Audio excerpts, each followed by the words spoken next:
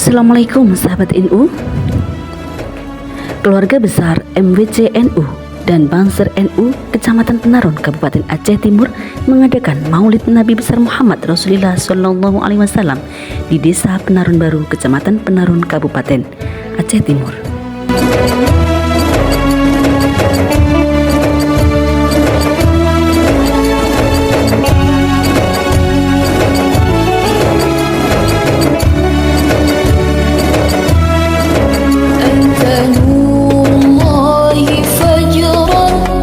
Dalam acara maulid dihadiri oleh Fatayat NU Kecamatan Penarun dan keluarga besar masyarakat Nahdliyin yang berada di wilayah Desa Penarun Baru, Kecamatan Penarun.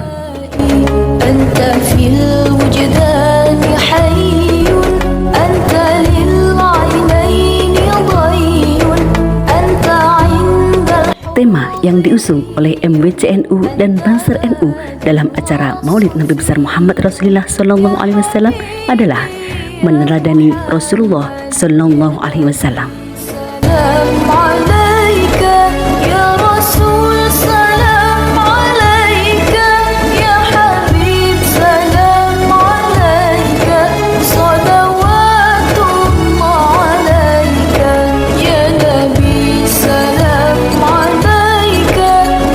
Senin 16 September 2024 dari NU Penarun TV melaporkan.